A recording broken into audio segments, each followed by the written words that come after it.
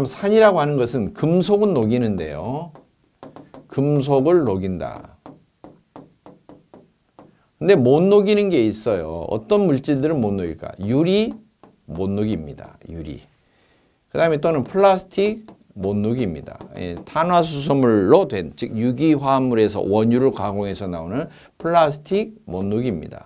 그래서 화공약품 가게에 가면은 산인, 염산, 질산 이런 것을 유리 용기는 깨지기 쉬우니까 플라스틱 용기에 담아서 판매를 하죠. 녹지 않기 때문에 그러는 거죠. 그러나 만약에 이 스케일 성분 가운데서 유리와 같은 성분이 있는, 유리질의 성분이 있는 게 만약에 부착이 되었다. 그러면 어떻게 될까요? 보일러 내부에 청소구를 통해서 확인을 해본 결과 보일러 본체가 뭔가 반짝반짝하고 이렇게 프레쉬로 이렇게 비춰보니까 반짝반짝하고 까맣게 이렇게 부착이 되어 있어요. 그런 것은 유리질 성분의 물때라고 볼 수가 있죠. 그게 바로 실리카 성분. 실리카는 이제 모래에 많이 들어있는 규소가 산화된 것을 실리카라고 합니다. 이 규산염 성분, 유리질 성분, 유리 성분에 스케일이 부착이 되었다. 그런 경우는 일반 산으로는 녹지 않습니다. 유리를 녹일 수 있는 산이 딱 한 가지가 있는데요. 유리조차도 녹이는 것을 불화수소산이라고 합니다. 분자식으로는 불소와 수소가 화학적으로 결합된 형태이다. 즉 수소 HF 플루오르 불수가 붙어있는 불화수소산의 분자식입니다. HF로 바로 나오기도 합니다. HF 즉 불화수소산을 같이 첨가를 해서 염산에 첨가해서 스케일을 제거합니다. 이 불화수소산을 용해 촉진제라고도 합니다. 유리질 성분의 아주 딱딱한 경질 스케일을 제거할 때 사용하는 산입니다. 그 다음 알칼리 세관입니다. 알칼리는 양제물 종류와 같다. 그리고 양제물이 가성소다다 그랬죠. 이 가성소다. 아주 강력한 소다죠. 강력한 알칼리죠. NaOH 분자식은 이렇게 쓰는데요. OH 수산기와 Na 나트륨이 붙어 있어요. 그래서 가성소다 NaOH 같은 말이고요. 같은 말로는 수산기와 나트륨이 화학적으로 결합되어 있다. 수산화 나트륨이라고도 부릅니다. 이 나트륨을 소다 이렇게 부르기도 합니다. 나트륨이 같은 소다 이야기입니다. 알칼리 세관은 이런 각종 소다 종류, 가성소다 또는 탄산소다, 인산소다 이런 소다 종류를 사용하는 것이고요. 그 다음에 생활 가운데서 많이 들어본 이야기겠죠. 세척제, 세제 강력하게 하면은 베이킹소다 똑같습니다. 그리고 암모니아도 물에 녹으면 암모니아 수가 되는데 약한 알칼리가 됩니다. 그러나 알칼리 세관에서는 이런 소다 종류, 암모니아 종류를 사용하면 어떻게 되느냐? 너무나 강력하게 알칼리 세관 약품을 사용하면은 알칼리에 의해서 부식이 일어날 수가 있어요. 알칼리가 너무 강해서 일어나는 부식을 특별히 가성취화라고 합니다. 가성취화는 가성소다를 너무나 많이 물에 풀어서 보일러 본체가 취약하게 변했다. 약하게 변한 거죠. 그러면 산에 의해서 부식이 되는 경우와 알칼리에서 부식이 되는 경우는 약간 차이가 있는데요. 산에 의한 부식은 보일러가 녹아요. 보일러 본체가 철판이 녹아요. 깎여요. 그래서 그것을 전면 부식이라고 합니다. 보일러 전체가 물과 접촉하고 있는 전면이 두께가 얇아지면서 녹아내리는, 깎이는 거죠. 그러나 알칼리에 의한 부식은 약간 달라요. 알칼리에 의한 부식은 노인분들 피부 건조해져 오르면 발 뒤꿈치가 갈라지듯이 표면이 갈라집니다. 표면의 결정의 입계 상태가 균열이 갑니다. 그래서 알칼리가 강할 때 일어난 것은 명칭이 가성취화라는 가성소다에서 취약하게 되는 균열이 가기 쉽고 푸석푸석하게 되고 그러한 부식이 일어나기 쉬운데 그걸 가성취화라고 합니다. 세관을 할 때 알칼리 약품을 사용할 때는 가성취화 방지제를 반드시 사용합니다. 너무나 강한 알칼리가 되지 않도록 하는 거죠.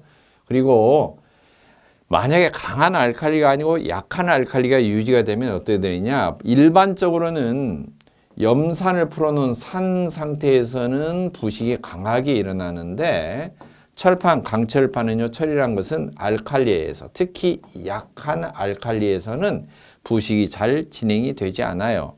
가장 부식이 더디게 일어납니다. 그래서 약한 알칼리로 보일러 내부를 맞춰주는 것 자체가 중요합니다. 보일러에 물을 공급할 때 급수의 원칙에서도 있었죠. 약한 알칼리를 유지시켜준다. 그러기 위해서 본체에 물을 집어넣기 전에 첨관제라고 하는 종류들을 사용하는데요. 그 첨관제 종류 중에 바로 이 pH를 약한 알칼리로 맞춰주기 위한 pH 조정제도 있습니다. 바로 그런 것을 이야기해요. pH 조정을 하기 위해서 알칼리를 사용했는데 너무나 또 알칼리가 강해지지 않도록 가성취화 방제를 사용한다. 그런 이야기입니다. 그 다음 유기산세관입니다. 유기산세관은 중성에 가깝다. 그렇게 이야기했어요. 중성에 가까우면은 부식이 알칼리 부식도 아니고 산에 의한 부식도 아니고 부식이 별로 진행이 되지 않습니다. 따라서 스케일 제거를 할 때 정말 스케일만 제거가 될 수가 있겠죠. 왜? 산처럼 금속을 녹일 정도로 강한 성질을 가지고 있지만, 즉 스케일을 제거를 하지만 산이 아니기 때문에 중성에 가깝기 때문에 보일러 철판까지 녹이는 그러한 부식은 진행이 되지 않는 거죠. 그래서 유기산 세관을 할 때는 세관할 때 부식 억제제를 사용할 필요가 없습니다. 명칭이 산이라고 붙어 있지만 염산과 다르기 때문에 부식 억제제가 필요가 없다는 거죠. 단점이 있어요. 성능은 좋은데 가격이 비싸죠. 가격이. 그렇다면 경제적으로 봤을 때 세관을 전문적으로 담당하는 세관 업체에 의뢰를 한다? 유기산 세관을 하는 곳은 사실 거의 없죠. 염산을 많이 사용합니다. 가격이 싸고 또한 염산으로 인한 마지막 코스에서 부식이 진행된 것을 방지해주기 위한 부식 억제제 종류도 많이 나와 있기 때문에 그 가격이 싼 걸 사용하죠. 자, 유기산 세관에 사용되는 유기산 종류, 구연산, 옥살산, 히드록산, 설파민산 이런 네 종류가 주로 있습니다. 그 다음에 시간은 4 내지 6시간 염산이나 황산 사용할 때하고 똑같죠. 그런데 온도가 좀 다르죠. 90 플러스 마이너스 5도, 거의 물이 끓는 온도 정도까지 이렇게 진행이 됩니다. 그러나 염산을 사용할 때는 60 플러스 마이너스 5도, 약간 뜨거운 정도로만 하고요. 유기산 세관은 어때요? 거의 끓이는 정도에 가까울 정도로 온도를 유지한다. 그렇게 생각하시면 됩니다. 자, 이제 보일러도 청소를 했습니다. 물론 보일러 청소는 청소 자체를 현장에서는 1년에 한 번 정도 하는 걸로 인식하고 있을 수가 있어요. 그러나 대체적으로 청소는 보일러의 성능을 유지하기 위해서는 6개월에 1회 이상 이렇게 하는 것을 권장합니다. 6개월에 한 번 이상은 스케일도 제거하고 청소를 하라는 것이죠. 자, 청소한 다음에 보일러를 계속 사용하는 경우도 있고요. 또는 사용을 정지할 때도 있어요. 순수하게 난방용으로만 사용되는 그런 보일러인 경우는 이제 여름철에 난방을 사용하지 않을 때를 대비해서 보일러 정지한 다음에 깨끗하게 청소를 하고 그 다음에 보일러를 그대로 두는 거죠. 보존을 하는 것입니다. 보일러 보존을 할 때 보일러 사용하지 않고 그대로 보존하는 것인데요.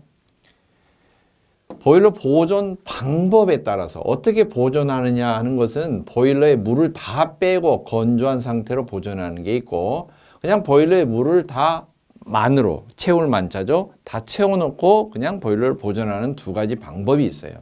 그러나 보존하는 기간, 얼마나 오랫동안 그런 보일러를 사용하지 않고 보존을 할 것이냐, 그 기간은 장기 보존과 단기 보존 기간에 따라서 두 가지로 구분하는데요. 2, 3개월 이상 멈추는 경우, 여기 휴지는 보일러를 화장기 휴지로 버렸다는 게 아니고요. 사람 인의 나무 목을 쓰면은 쉴휴죠. 쉴휴. 휴가할 때. 그 다음에 지는 그칠지죠. 그칠지. 그친다, 멈춘다 이런 소리예요. 그칠지. 정지한다. 그래서 보일러를 정지하고 가동을 정지하고 쉬는 것을 휴지라고 합니다. 휴지는 가동 정지하고 쉰다, 멈추고 쉰다. 이것을 휴지라고 하는데요.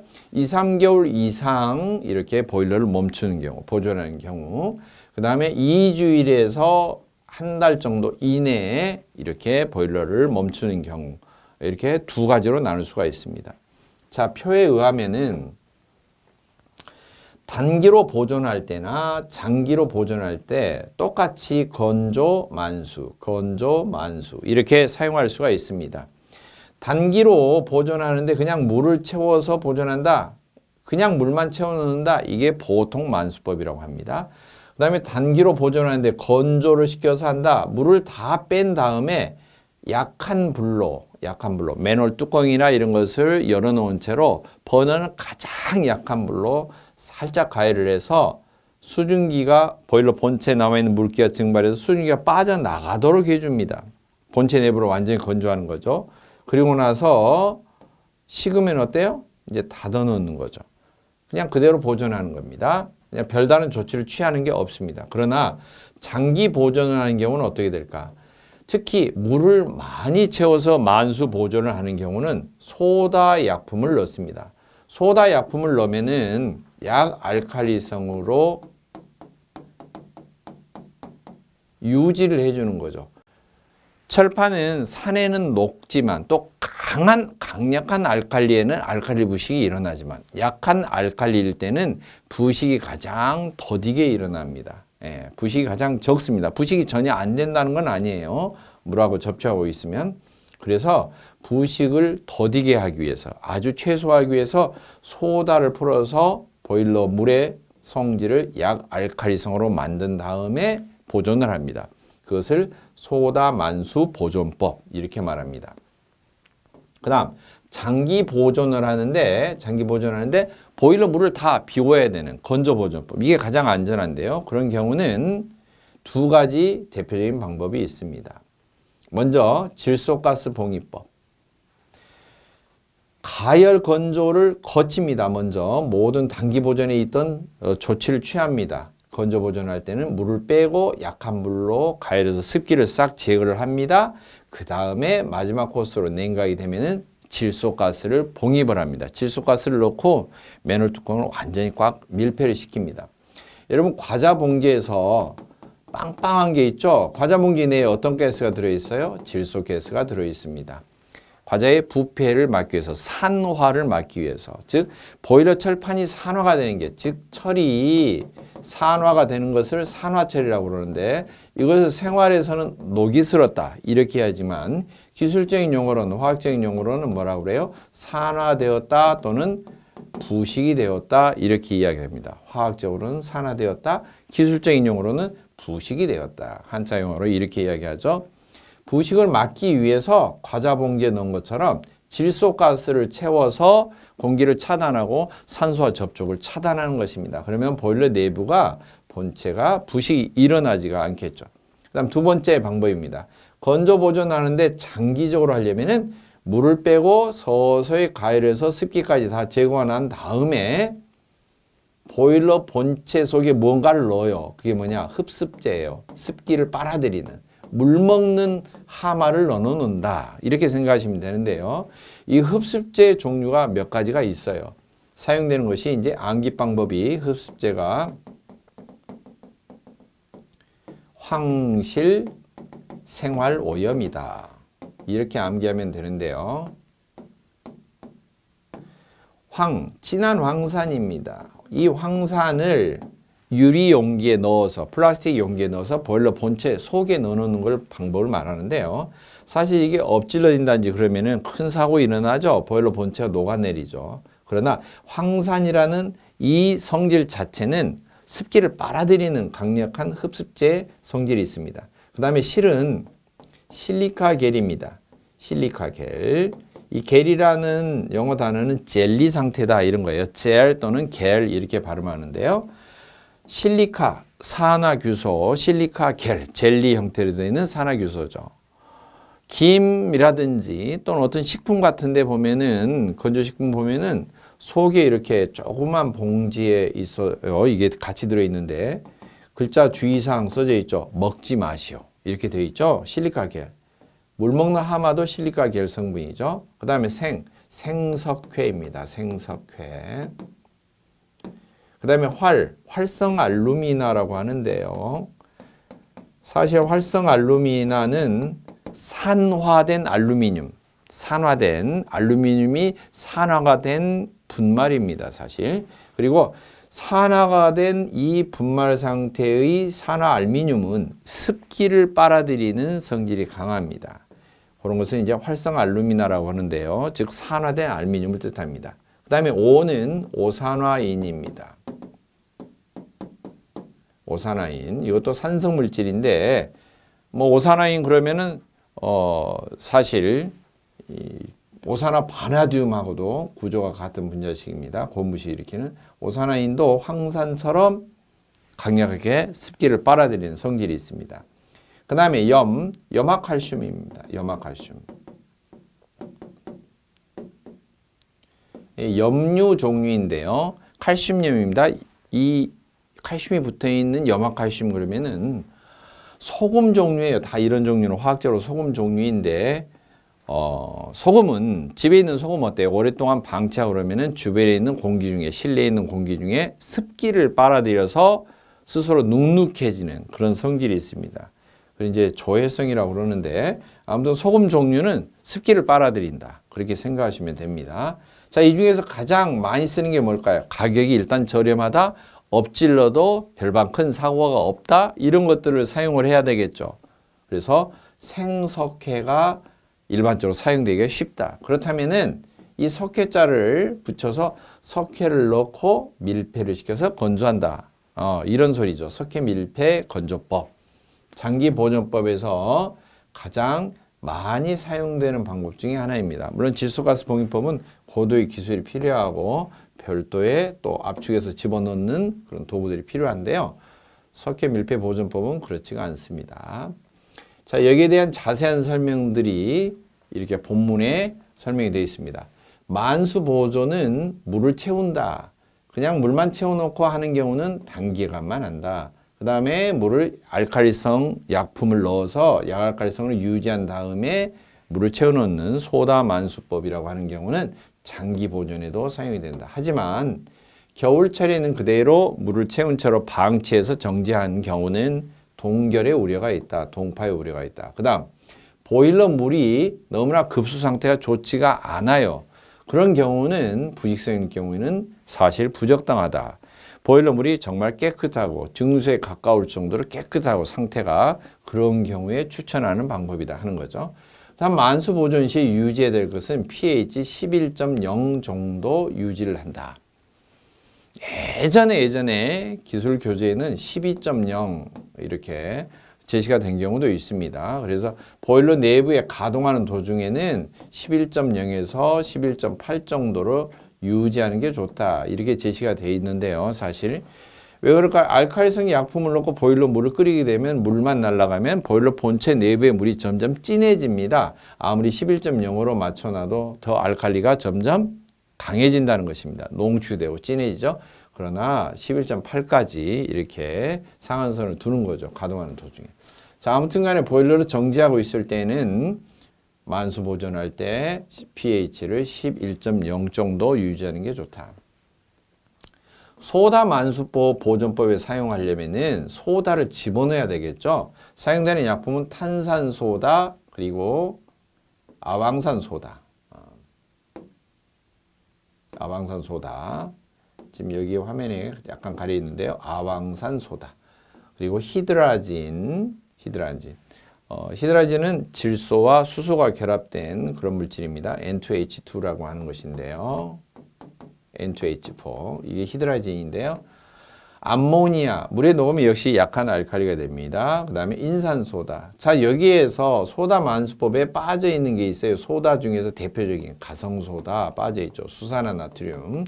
가성소다는 소다 종류 중에서 끝판왕이라고 볼 수가 있어요. 아주 강력한 알칼리입니다.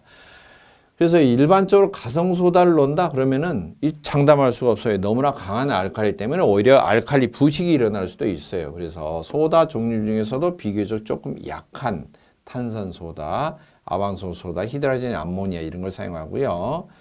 현장에서는 주로 권장하는 게 뭐냐? 탄산소다. 이렇게 사용되는 약품이 권장이 됩니다. 그 다음 기역과 니은의 경우, 즉 동결의 우려가 있다거나 보일러 물이 너무 부식성일 경우에는 아무리 단기간이라 할지라도 건조 보존법을 권장을 합니다. 이러한 보존에 대한 것은 사실 뭐 KS 기준이라든지 또는 열사용 기자재 관리 규칙이라든지 보일러 설치 시공 기준 뭐 이런 것 등등의 규정으로 제시된 건 아니에요. 하지만 보일러의 효율적인 관리를 위해서 제시되는 에너지공단에서 제시되는 그러한 사용법 매뉴얼에는 제시가 되어 있죠. 자, 그 다음 석회 밀폐 건조법입니다. 설명한 바 있죠. 장기간 보존하는 데 적합하고요. 보일러 물을 빼낸 다음에 보일러 속을 가열합니다. 매너 뚜껑을 열고 개방하고 아주 약한 불로 가열해서 완전히 건조시킵니다. 또 가능하면은 불이 붙어있는 목탄, 숯 같은 것을 바닥에 얇은 용기에다 넣어서 내부에 넣어서 분산 배치를 합니다. 그러면은 전체적으로 어떻게 되겠어요? 자, 불이 붙어 있다. 건조되기도 하고요. 보일러 내부에 뭐가 소진이 돼요? 점점 불 붙으면은 산소가 없어지죠.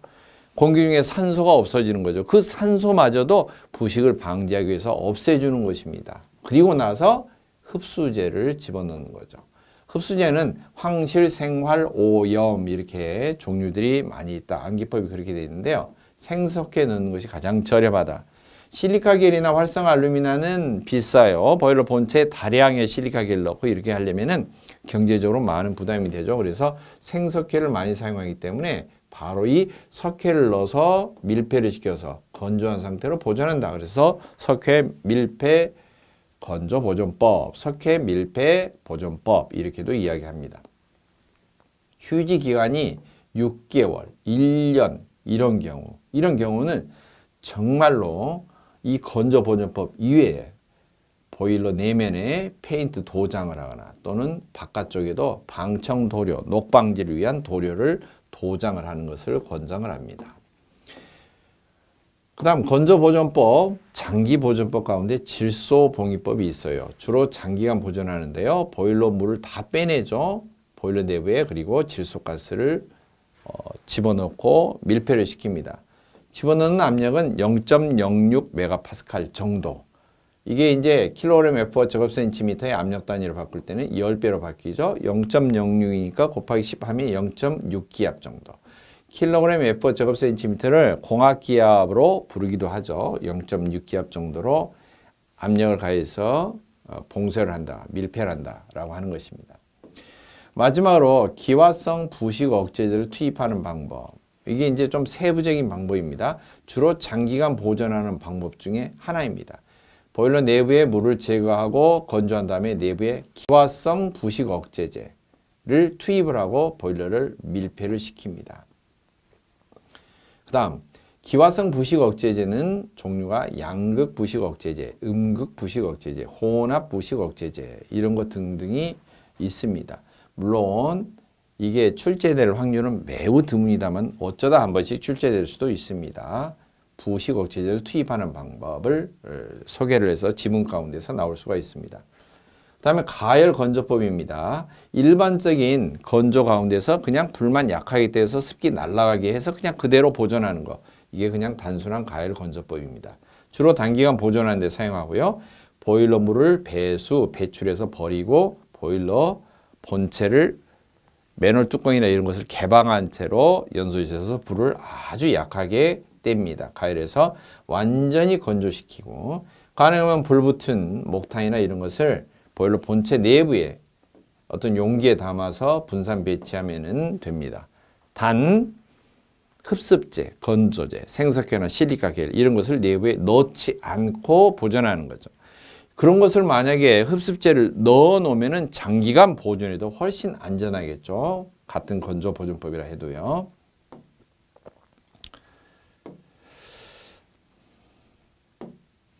자, 그 다음에 급수 처리 부분입니다. 보일러 물이 왜 중요한가?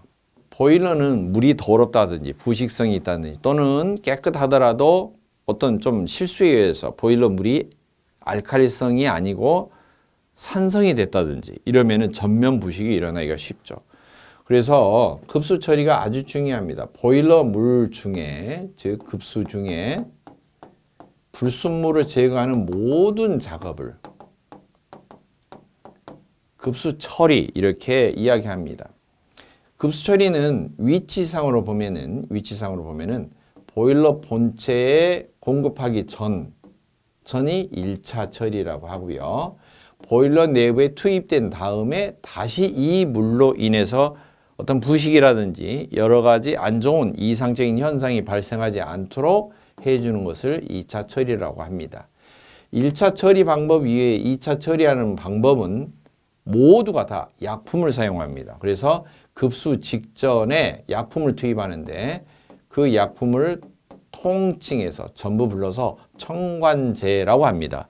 즉 첨관제 종류가 수도 없이 많은데 그 첨관제를 투입해서 보일러 속에서 물이 부식을 일으키지도 않고 거품이 일어나지도 않고 여러 가지 사고를 일으키지 않도록 조치를 취해주는 것, 그런 것을 2차 처리라고 합니다. 그 다음에 위치상으로 봤을 때 1차 처리는 보일러 바깥에서 이루어지기 때문에 바깥 외자를 써서 외처리라고도 하고요. 2차 처리는 보일러 본체 내부로 들어가서 처리가 되는 거기 때문에 내처리라고도 합니다. 자, 그러면은 보일러의 원료가 되는 급수를 사용하기 위한 원료가 되는 물은 어떤 물이 가장 좋을까? 가장 먼저 불순물이 적어야 돼요. 불순물이 가장 적은 것은 뭐냐? 증류수입니다. 증류수. 그렇다고 해서 증류수 그대로 넣으면 될까? 그건 아니에요. 왜? 보일러 본체는 아무리 중성인 물이 깨끗하더라도 물과 접촉하고 있으면 부식이 진행이 됩니다. 물속에 있는 수소, 수산기 이온 뭐 여러 가지 혼합되어 있지만 물과 접촉하면 쇠가 녹이 빨리 슬죠. 쇠가 녹이 빨리 씁니다. 그래서 이 물을 결국에는 약 알칼리성을 맞춰주기 위해서 아무리 급수의 재료가 증류수라 할지라도 사실 첨관제 종류 가운데 알칼리성 약품을 약간 섞어서 혼합해서 투입을 하게 됩니다. 자, 증류수를 사용하는 이유는 가장 좋은 이유, 증류수가 가장 이상적인 급수인 이유는 불순물이 안 들어있다라는 이유입니다. 자, 참고사항입니다.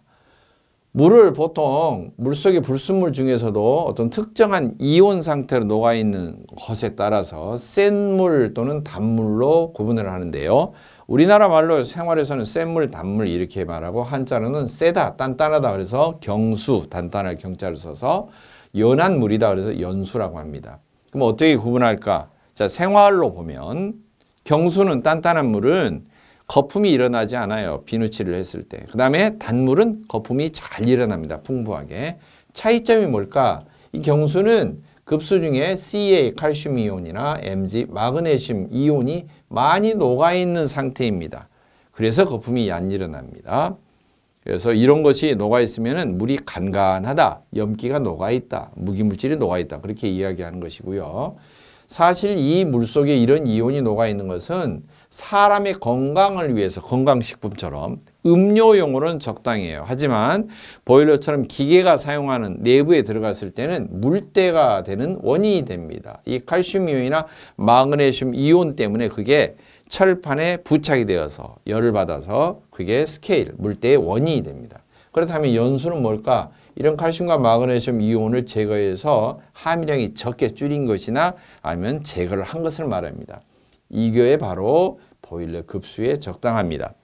연수가 아닌 경우 그대로 칼슘이나 마그네슘 이온이 포함된 채로 보일러에 공급된 경우는 100% 다 물때가 된다. 스케일이 된다. 이렇게 생각하시면 되고 물때가 가령 1mm 정도가 내부에 부착이 되어 있다. 그러면은 최대 7% 정도의 보일러 효율이 떨어진다.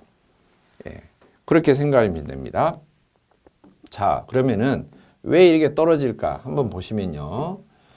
보일러 본체가 그냥 일반 냄비 같은 그릇이라고 보시면은 이 정도의 두께를 지녔다. 물이 담겼다. 속에 물때가 잔뜩 꼈어요. 이 물이 접촉하는 안쪽에 이렇게 물때가 꼈어요. 이게 스케일이 있죠. 스케일이 부착된 경우는 어떠한 현상을 일으키는가? 밑에서 불을 뗐습니다. 불하고 접촉한 이쪽이 전열면이죠. 전열면. 그러나 물때는 그 전열면 안쪽에 물하고 접촉하고 있는 쪽에 부착이 되어 있는 거죠. 열이 이렇게 전달되죠. 여기까지. 전열면을 통과해서. 그러나 물때 때문에 튕겨 나옵니다. 제대로 물로 전달이 안 되죠. 물론 100이면 100 다 튕겨 나오는 게 아니고 일부는 통과하겠죠. 자, 그렇다면 아주 많은 양은 튕겨 나오고 소량의 열만 전달이 되는데, 즉 열을 차단해서 단열재와 같은 그런 효과를 해서 열 흡수가 되지 않도록 해주는데, 조금씩 흡수가 되는 열로 인해서 물이 끓을 때쯤 되면은 이 바깥쪽 전열면은 어떻게 될까? 전열면이 엄청 열받아서 빠르게 달궈지는 상태가 되죠. 그래서 스케일이 부착이 되면은 전열면이 과열이 되는 사고가 일어나고, 그리고 열 흡수 자체도 어때요? 방해가 됩니다. 열 흡수가 안 되면은 한마디로 효율은 어떻게 돼요? 보일러 전체적인 효율은 떨어지게 되죠. 그리고 아울러서 튕겨나온 열이 배기가스로 같이 빠져나가기 때문에 배기가스가 뜨거운 채로 나가게 됩니다. 역시 마찬가지로 열 손실이 증가하게 되겠죠. 그 다음에 스케일과 좀 다른 위치에 부착되는 때가 있는데요. 그것은 전열면 바깥쪽에 부착되는 때입니다. 이건 물때가 아닙니다. 이게 뭘까? 검댕이죠, 검댕. 끓음입니다. 탄소 성분이 연소가 되지 않고 까맣게 알갱이 상태로 부착되어 있는, 오염이 되어 있는 검댕이나 끓음이 부착된 경우입니다. 이런 경우도 마찬가지로 스케일과 똑같이 열 전달이 안 됩니다. 그러나 이것은 겉에서 차단이 되기 때문에 전열면이 과열되는 그런 사고는 안 일어나죠. 대신에 튕겨나가기 때문에 배기가스로만 열 손실이 증가하게 됩니다. 이런 경우는 물 자체도 잘 끓지도 않을 뿐더러 과열은 아니고 배기가스 열 손실이 증가하게 됩니다. 열 흡수가 방해돼서. 똑같이 열 흡수가 방해되고 효율이 떨어지지만 전열면까지 과열이 되냐 안 되느냐 하는 경우는 위치상으로 물과 접촉이 있는 안쪽이냐, 그 다음에 전열면 바깥쪽이냐, 좀 위치가 다르겠죠.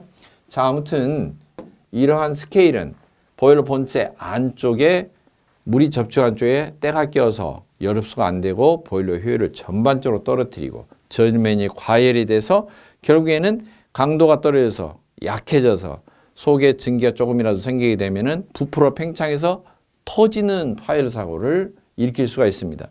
그래서 가장 급격하게 연소가 빠르고 증기 발생이 빠르게 되는 보일러일수록 이런 스케일에 의한 보일러 과열, 전열면 과열, 폭발, 즉 찢어지는 파열 사고가 빈번하게 일어나는데 관류 보일러가 대표적으로 가장 많은 사고를 일으킵니다. 자, 보일러 내부에 불순물이 녹아있는 칼슘이나 마그네슘, 이런 대표적인 불순물이 녹아있는 농도를 표시하는 단위가 세 가지가 있습니다. 먼저 ppm 100만 분의 1이라는 뜻입니다. ppb 10억 분의 1입니다. 이 pp는 parts per million 그런 뜻이에요. part, 일부분이다. per 분수죠. m은 million. 밀리언은 백만장자, 밀리언, 뭐 이렇게 책이 100만 부 팔렸다 그러면 밀리언셀러 이렇게 이야기하죠. 100만을 뜻합니다. 그 다음에 B는 빌리언입니다. 영어로 빌리언. 10억인데요. 우리나라 숫자하고 좀 차이가 있죠. 서양식으로는 셋째 자리마다 콤마를 찍죠. 이게 100만이고요. 그 다음에 공이 3개 더 붙은 거 10억입니다. 이건 사실 이런 경우는 빌리언이라고 합니다. 빌리언. 그 다음에 EPM이라고 해서 용액 1kg 중에 용질 1mg 당량이 포함되는, 즉 당량 농도입니다. 이거는 이제 화학적으로 나오는 용어인데 시험 문제에서는 ppm이나 ppb 이 두 종류가 주로 출제가 되고 EPM은 참고사항으로만 보시기 바랍니다. 출제된 적은 없습니다. 그 다음 세 번째입니다. 경도 계산, 물이 단단하다, 칼슘이나 마그네슘 이온이 많이 들어있다. 이것을 어떻게 수치적으로 나타낼 수가 있을까? 그것을 경도 계산이라고 하는데요. 대표적으로 사용하는 방법 두 가지는 뭐냐? CaCO3, CO3가 탄산이고요. Ca가 칼슘인데요. 탄산칼슘 경도로 나타내는 방법. 그 다음에 독일에서 개발해서 사용되는 독일 경도 방법. 이 DH는 D가 도이치이고요. H가 하드니스, 단단하다. 그 정도를 나타내는 약자입니다. 앞에 물론 보조로 동그라미 쳐서 도 DH 이렇게 나타냅니다. 이 탄산칼슘 경도는 수중의 칼슘과 마그네슘 이온의 농도를 탄산칼슘으로 환산을 해서 ppm 단위로 표시해 보는 방법입니다. 그래서 급수 1리터 속에 탄산칼슘, CaCO3가 탄산칼슘이죠. 탄산칼슘이 1mg이 포함되어 있다. 그럴 때 경도 1도 이렇게 이야기를 합니다. 그 다음 독일 경도는 수중의 칼슘과 마그네슘 이온의 양을 CaO, O가 이제 산소고 Ca가 칼슘이니까 산화칼슘의 양으로 환산한 거. 탄산칼슘에서는 뭐예요? 탄산칼슘 농도로 환산한 거. 독일 경도는 뭐예요? 산화칼슘 농도로 환산한 겁니다. 그러니까 약간 다르죠. 그리고 탄산칼슘 경도를 계산할 때는 1리터 속에 들어있는 것을 계산을 하는데 독일 경도는 1리터가 아니에요. 100ml. 1리터는 밀리리터로 하면은 1000ml예요. 이 밀리라는 뜻이 1000분의 1이라는 뜻입니다. 사실 1000분의 1, 1000 하면은 약분하면 1이 되죠. 근데 1000ml가 아니고 10분의 1이죠. 100ml, 즉 리터라면 0.1리터 중에 CaO, 산화칼슘이 1mg 포함되면 독일 경도 1도 이렇게 부릅니다. 그리고 독일 경도는 칼슘일 때는 그대로 환산을 해서 더해주지만 혹시 마그네슘 성분이 들어있을 때는 1.4배를 곱해서 더해준다. 이렇게 생각하면 됩니다. 보기 중에 나와 있는 보일러 급수 2리터 중에 예제입니다. 칼슘 이온이 40mg, 마그네슘이 20mg 포함되어 있다. 이 급수의 경도는 어떻게 될까? 칼슘은 그대로 더하고 마그네슘은 1.4배 한다. 이랬죠. 그래서 40mg 플러스 20 곱하기 1.4배 하면은 68mg이 포함되어 있는 걸로 간주할 수 있다. 이렇게 계산이 됩니다. 자, 문제 조건 보면 2리터 중에 포함된 것이니까, 즉 2리터 중에 68mg이니까 독일 경도로 치면은 0.1리터 중에는 어떻게 될까? 즉 2리터 중에 대 68ml라면은 그렇다면은 0.1리터, 즉 급수 100ml 중에는 어떻게 될까? X 이렇게 되겠죠. 서로 교차로 곱하면 같죠. 그래서 2 곱하기 X는 0.1 곱하기 68. X를 구하고자 하면은 곱하기 2 되어 있는 것을 이항정리해서 나누기 하면 되죠. 0.1 곱하기 68 나누기 2 계산하면은 3.4가 나옵니다. 계산기 이렇게 눌러보면 3.4가 나오는데, 즉 독일 경도로 3.4도로 계산이 된다. 이런 이야기입니다. 자, 그 다음에 pH라고 하는 용어가 나왔었어요. 설명 한번 언급한 적이 있는데 pH, 수소이온 농도지수의 약자입니다. 어떤 용액이 산성이냐 알칼리성이냐 이런 것을 구분하기 위한 겁니다. 물론 이 중간을 보고 뭐라고 그래요? 균형이 똑같이 맞아 있으면 중성이라고 합니다. 그래서 pH는 0부터 14까지의 숫자로 나타냅니다. 7 한가운데 있는 게 중성이고요. 7 밑으로 0으로 근접할수록 산성이 강해지는 것입니다. 그 다음에 7 이상으로 14에 가까워지면 알칼리성이 증가하는 거예요. 자, 급수는 그러면 어떻게 내야 될까? 보일러에 물을 넣을 때는 가장 부식이 적게 되기 위한 조건으로 넣는다고 그랬죠. pH를 7 내지 9 정도의 알칼리성으로 넣는데, 그러나 만수 보존을 할 때 11.0으로 넣는다 그랬어요. 그렇다면 처음부터 아예 11.0으로 넣지. 이때가 부식이 가장 적게 된다면서요. 근데 왜 굳이 7, 9로 넣을까? 보일러 물을 넣을 때 처음부터 11.0으로 만약에 조절을 해서 넣었다. 그러면 보일러 물이 계속 끓고 있겠죠. 끓으면은 증기만 빠져나가면 이 물은 점점 진해질 겁니다. 농축이 된다는 거예요. 즉 pH가 11.0으로 넣었다 할지라도 보일러 속에 들어가는 순간 물에 끓어서 농축이 돼서 11보다 더 진해지는 거죠. 증가하게 됩니다. 그러면은 알칼리가 너무 강해져서 결론적으로 알칼리에 의한 부식, 가성취화가 발생할 수도 있죠. 그래서 처음에는 집어넣을 때는 11.0보다 한참 낮게 넣는 거죠. 7 내지 9, 뭐 8 내지 9. 7은 중성이기 때문에 사실 약알칼리성이라고 볼 수가 없고요. 권장은 8 내지 9 정도로 넣는다. 그러면은 외부에서 지금 본체에 딱 들어가기 전까지는 급수라고 하고 보일러 속에 들어가 있는 상태의 물은 보일러 수 그렇게 부르고요. 보일러 수. 자, 보일러 수는 pH가 어떻게? 운전 중에는 밖에서 약품을 약하게 풀어서 7 내지 9로 맞춰서 넣었다 할지라도 속에서 농축이 되죠. 진해지죠. 그래서 11.0에서 11.8 정도가 유지가 되도록 해줘야 됩니다. 뭐 어떻게 이걸 알 수 있을까? 점점 진해질 텐데 매일매일 분출 작업한다 그랬죠? 부속장치 설명할 때 설명했던 부분인데 이 분출 장치를 가동을 할 때 분출되는 물을 샘플링을 취해 봐야 돼요. 샘플 채취 커브로 해서 사실 떠가지고 디지털 휴대용 pH 미터기가 있어요. 찍어보면은 간단하게 디지털로 딱 숫자로 표시가 됩니다. 아, 너무 진하구나. 그럼 어떻게 해야 돼요? 약품을 넣지 않고 새로운 물만 급수할 때 그냥 맹물만 넣는 거죠. 아, 요나구나. 그럼 어때요? 약품을 좀 더 추가하는 거. 그렇게 조치를 취하면 되겠죠. 자, 그 다음 만수보존 시에는 pH 11.0으로 이게 장기간 보존할 때는 이렇게 알칼리성을 딱 맞춰서 이렇게 보존을 한다. 그렇게 설명을 했습니다. 급수는 보일러 본체 내부에 공급되기 직전까지가 급수고 보일러 수는 보일러 본체에 들어가 있는 물을 말합니다. 그 다음 pH는 제 필기를 안 한 이유는 다 이 본문에 나와 있기 때문에 필기를 굳이 안 해주는 거예요. 수소이온 농도지수의 약자가 pH다. pH가 0부터 7 이하이면은 산성, 가운데 7 딱 정확하게 맞아 있으면 중성, 증류수가 거기에 해당됩니다.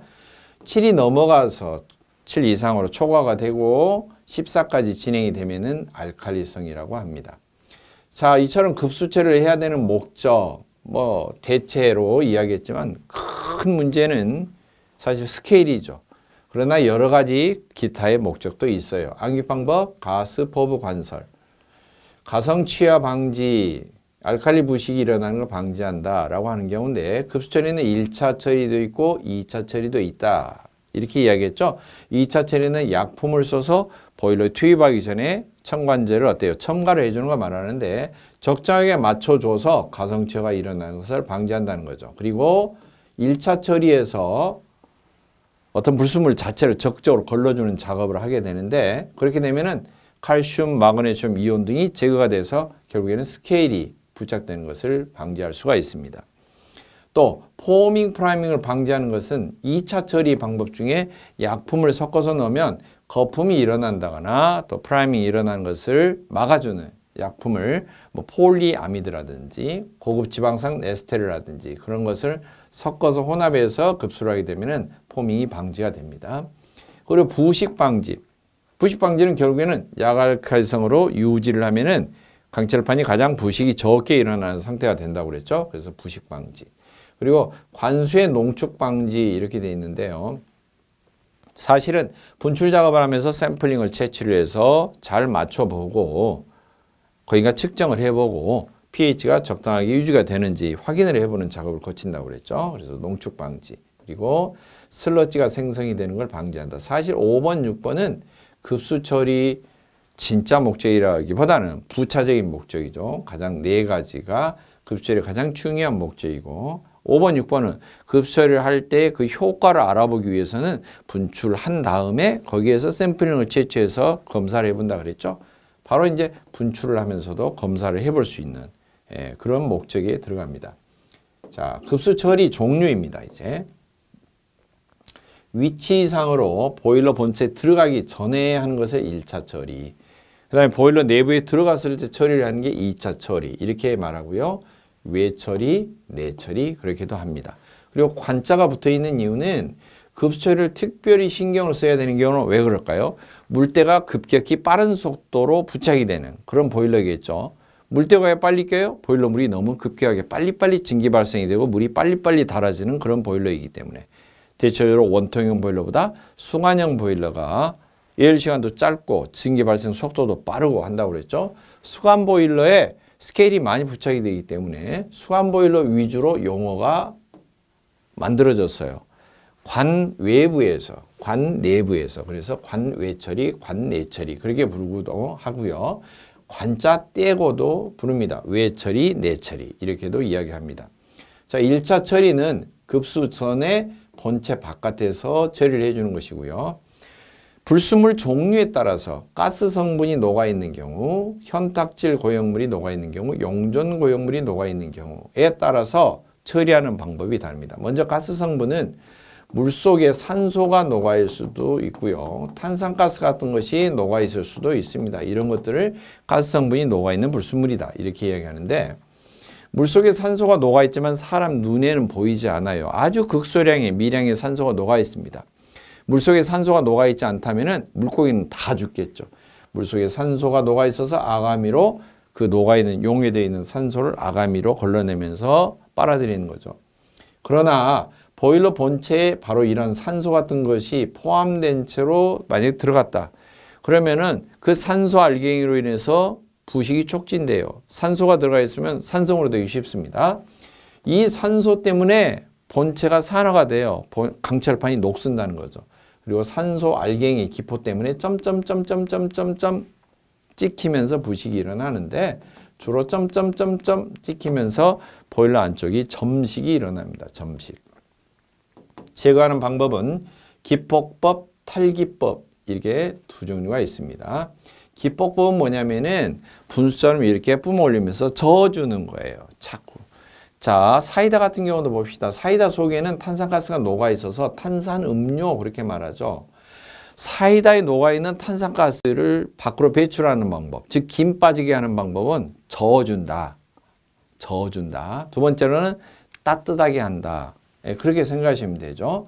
저어주는 것이 대체적으로 기폭법에 가까운 방법이고, 따뜻하게 한다, 즉 증발하기 쉽게 김이 빠져나오게 압력을 빼준다든지 약간 따뜻하게 한다든지 그러면 김이 빠지죠. 압력을 빼주는 것은 진공탈기, 따뜻하게 해주는 것은 가열탈기 그렇게 말합니다. 따라서 기폭법, 탈기법 두 종류가 있습니다. 기폭법은 저어주거나 분수처럼 이렇게 뿜어내주는 방법인데요. 가스 성분뿐만 아니라 철분이나 망간 성분도 제거가 가능한 방법입니다. 그 다음 현탁질 고형물은 뭐냐면은 물이 탁하게 보인다. 물빛이 흐리게 보인다. 나타날 현입니다. 물빛이 흐리게 나타난다라는 이유는 무엇 때문일까요? 물에 녹아서? 아닙니다. 안 녹아서 그렇죠. 설탕 같은 것이 물에 녹아있다면 물은 투명한 상태로 그대로 있을 겁니다. 하지만 뻘겋게 보여요. 그게 뭐예요? 흙이 섞여 있는 거죠. 물에 흙이 안 녹기 때문에 탁하게 보이는 거죠. 그런 것은 다른 말로는 고형, 고체 상태, 아무리 입자가 작더라도, 작은 알갱이더라도 고체 상태의 협작물이라고 그러는데, 제거하는 방법은 그냥 가만히 두는 거죠. 침강법, 깔아치는 법이고요. 여과법, 필터로 걸러준다든지. 세 번째, 응집법. 잘 깔아앉지 않고 푹하게 그대로 콜로이드 상태로 물속에가 떠 있는데 깔아앉지도 않고. 참 이게 필터로 걸러도 걸러질 만큼 그렇게 덩어리가 큰 것도 아니고 아주 미세하게 그런 경우가 있어요. 그런 경우는 뭐냐? 응집법을 사용하는데 물속에 명반, 백반을 풀어 넣는 거죠. 이런 걸 넣으면은 응어리가 져요. 덩어리가 져요. 그래서 깔아앉을 건 깔아앉고 떠오를 건 떠오릅니다. 분리하기가 쉬워져요. 그런 것을 응집법이라고 합니다. 그 다음에 용존 고형물은 뭐냐? 용이 녹을 용자예요. 녹는다. 용해된다, 용융된다 그렇게 이야기하죠. 녹은 상태로 존재하고 있는 고형물입니다. 대체적으로 용전 고형물의 주 성분이 뭐냐? 이온 상태로 녹아 있는 것을 말해요. 그 중에서 칼슘이나 CA, 마그네슘, Mg, 이온이 많이 녹아 있을 때 문제가 됩니다. 그게 바로 스케일의 원인이 됩니다. 물이 단단하게 되고요. 센 물이 되고요. 이런 것을 제거할 때는 어떻게 되느냐? 약품을 첨가해서 침전을 시켜서 밖으로 배출이 되게 쉽게 해주거나, 또는 증류 끓여버립니다. 끓여서 증기가 나오는 물만 이렇게 받아서 사용을 하는데, 증류법을 현장에서는 사용하기 어려운 게 보일러 급수를 끓이기 위해서는 가열장치, 보일러처럼 풀 떼는 장치가 별도로 있어서 그 증기 나오는 걸 받아서 다시 응결시켜서 그 깨끗한 물만 보일러로 공급한다는 것인데, 현실적으로 얼마나 경제적으로 부담이 되고 운용하기가 어렵겠습니까? 그래서 증류법을 잘 사용하지 않고요. 그 다음에 이온교환법은 이온 필터로 특정한 이온을 흡착을 하도록 하는 거예요. 흡착을 하는 거. 이건 많이 사용하는 방법입니다. 이온 교환법은. 그래서 그 이온 필터 종류가 많이 있는데 수소이온 필터 종류가 비교적 많이 쓰이고요. 수소이온 필터를 다시 칼슘이나 마그네슘 이온이 잔뜩 필터가 이온이 흡착이 되면은 점점점 필터의 기능이 떨어지는데 그 필터의 기능을 초기화시켜서 다시 리세트해서 다시 성능을 좋게 하려면은 그 이온 붙어 있는 흡착된 이온을 떼어내야 돼요. 그걸 재생이라고 합니다. 필터 재생인데 많이 사용되는 것 중에 하나가 소금입니다. 소금. 예, 그래서 현장에서 소금을 막 무분별하게 집어넣기도 하는데 그게 아니고 별도의 세척용을 위해서 필터를 세척하기 위해서 재생하기 위해서 소금을 사용한다. 그 다음에 약품 첨가법은 대체적으로 구분이 잘 되지 않지만 1차 처리를 하기 위해서 별도의 급수 처리 탱크에다가 약품을 투입해서 걸러진 상태로 정화된 물만 사용하는 방법도 있고요. 또는 이것이 진행이 안 되려면 보일러 본체 내부에도 유사한 약품을 넣어서 첨관제로 포함을 해서 넣어서 이렇게 칼슘이나 마그네슘 이온으로 인한 스케일 부착이 되지 않도록 이렇게 해주는 방법도 있습니다. 자, 관내 처리입니다. 관내 처리는 급수 후에 보일러 내부에서 약품, 첨관제를 전부 다 통칭해서 약품을 다 첨관제라고 부르는데 그걸 집어넣어서 처리하는 방법입니다. 일반적으로 가장 많이 사용되는 광범위하게 사용되는 첨관제 종류는 가성소다, 탄산소다입니다. 현실적으로 가성소다는 좀 강력하고요.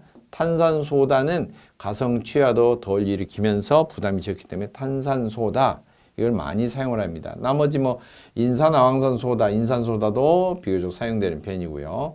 암모니아, 히드라진, 전분, 탄닌, 리그린 그랬는데요. 히드라진 같은 경우는 고압용 수간 보일러에 사용되기도 합니다. 자, 먼저 종류부터 보겠습니다. pH 조정제, 이것은 목적이 뭘까? 보일러의 물을 알칼리성으로 유지해주기 위해서, 약한 알칼리성으로 유지해주기 위해서 pH를 조정하기 위해서 사용하는 약품입니다. 암기 방법, 피가미제입니다. 피, 가성소다, 암모니아, 히드라진, 제는 제1인산소다, 제3인산소다. 이 두 개를 혼합을 해놓은 중합인산소다. 이렇게 말하고요. 피가미인 해도 돼요. 인산소다 종류. 피가미제 해도 됩니다. 암기 방법. 그 다음에 연화제. 연화제는 경수를 뭘로 만드는 거? 연수로 만드는 거예요. 어떻게 만들까? 약품을 넣으면은 물속에 녹아있는 경수 성분이 되는 칼슘과 마그네슘 이온이 어떤 흡착된 상태로 엉어리가 된 상태로 가라앉아 있을 수 있도록 해줍니다. 그게 뭐냐? 탄산소다, 인산소다, 중합인산소다 이렇게 이야기하고요. 암기법 탄인중, 연탄인중. 그 다음에 슬러지 조정제입니다. 슬러지 조정제는 슬러지가 어떤 상태냐 하면은 고무장갑 끼고 하수 같은 데 밑바닥 그러고 보면 찐득찐득 까맣게 이렇게 어떤 딱딱한 것도 아니고 1년 사이사철 내내 찐득찐득하게 점액질 상태로 되어 있는 상태. 이 슬러지인데요. 그 슬러지를 배출이 잘 되게 하는 거예요. 어떻게? 자, 물속에 밑에 아예 처음부터 침전물이 되어 있는 경우는 분출하기가 쉬워요. 아침에 작업할 때 물 빠지면서 같이 딸려 나와서 배출이 됩니다. 그러나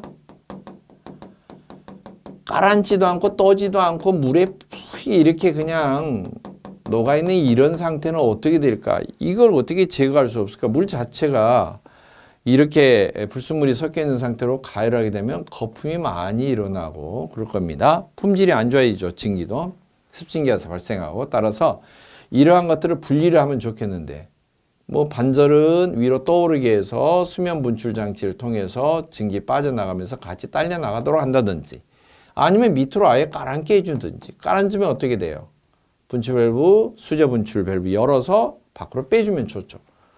그렇게 분리할 수 있도록 해주는 거예요. 그게 슬러지 조정제입니다. 암기 방법 슬리탄 전택인데 리그닌, 탄닌, 전분, 덱스트린 이 중에서 여러분이 이해하기 쉬운 거 생활 가운데서 한번 보겠습니다. 전분, 튀김 옷가루 입힌다라고 생각하시면 돼요. 전분가루. 그러면 어때요? 튀길 때 위로 떠오르죠. 뭐 떨어진 조그만 덩어리 같은 거 위로 기름 위로 뜨지 않습니까? 그렇게 뜨거나 깔아앉기 쉽게 해서 배출하기 용이하게 하는 게 슬러지 조정제예요. 혼동하기 쉬운 게 뭐냐면 슬러지 분산제라고 하는 거 있어요. 오히려 덩어리에서 떠오르거나 깔아앉게 만든 게 아니라 더 잘게 쪼개는 거, 그건 급수에서 사용하지 않아요. 언제 사용하냐?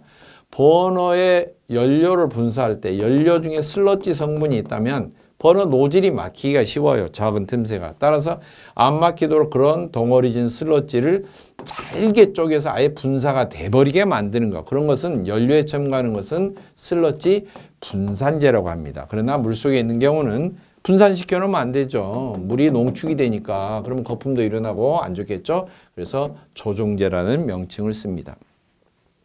그 다음 탈산소제. 물속에 용존산소가 녹아있으면 점식을 일으키기 쉽다 그랬죠. 그러한 산소를 분리를 쉽게 해주는 것이죠. 그래서 암기방법 탈타니아인데 탄닌, 히드라진, 아황산, 소다가 탈산소제 종류가 되겠습니다. 그리고 가성취화 방지제는 너무나 강력한 가성소다를 많이 사용했을 경우에 오히려 이걸로 인해서 취약해지는 성질, 보일러 강철판이 약해지는 성질, 이런 것을 취화라고 하는데요. 어떤 재료가 약해지는 성질을 취화라고 합니다. 가성소다에 의해서 약해지면 가성취화인데 너무나 강한 알칼리로 진행이 되지 않도록 해주는 것이죠. 가성취화 방지제. 암기방법 가리탄, 초인, 질, 질자는 넣으시고요. 리그린, 탄닌, 초산소다, 인산소다, 질산소다입니다. 가성소다보다는 조금 약한 것들을 넣어서 처리를 해주는 것이죠.